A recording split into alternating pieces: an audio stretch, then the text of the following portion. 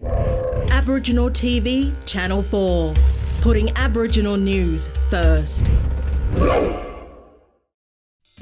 The Australian Institute of Aboriginal and Torres Strait Islander Studies recently conducted a symposium to further the understanding of the place of culture in policy.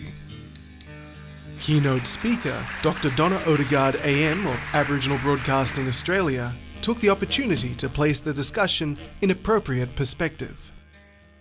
When I speak of culture in the context of policy and policy reform, I'm engaging in the narrative of the coloniser, the state, and Australia's First Nations Indigenous peoples, the colonised. So in order to make any significant changes to cultural policy and policy reform, I believe we need to first confront that truth about our colonial history, the first contact, and the positioning of Indigenous Australians in the national polity. I think it's been a long time coming that the question of culture has come again to the forefront, which it invariably does, and as we've seen over the past few decades. One of the biggest barriers to overcoming our poverty, our disadvantage, our ill health and so on is not just that tyranny of distance, or it's because we still haven't had the opportunity to fully unlock the potential, not just for the economic development side of things, but to really, I suppose, unlock a whole range of other things that are related to who we are as Aboriginal people and what our cultural identity is all about. This is the first time that we've been able to have such an extensive conversation about culture and policy.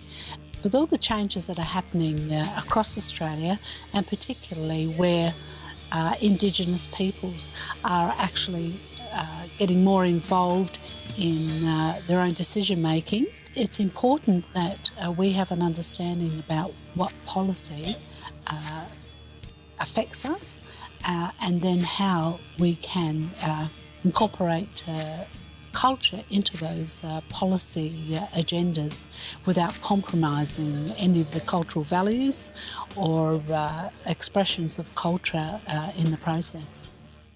When Indigenous, voiceless and powerless come together, what we do is we find out that we've also attuned ourselves to a whole lot of things that we otherwise wouldn't have.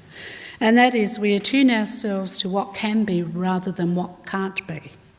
We attune ourselves to possibilities, potential and positive things.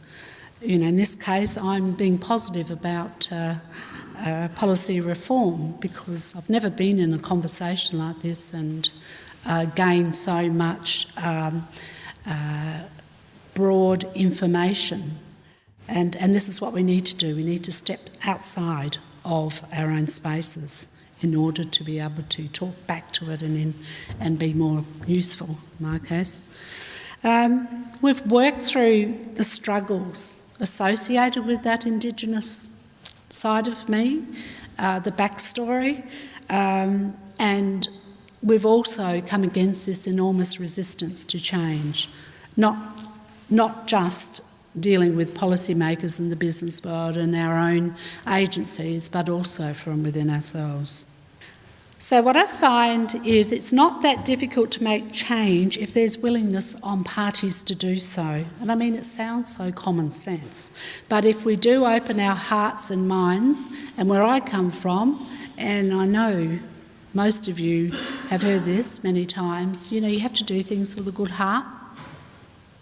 You know, Spirit will look after you, but do things with a good heart. Dr. Donna Odegaard AM believes that the media has an important role in upholding cultural respect through protocols. How this affects Aboriginal Broadcasting Australia is creating a greater awareness of the importance of cultural protocols and ethics. It's all about our cultural integrity and our cultural identity. Aboriginal TV, Channel 4. Putting Aboriginal news first.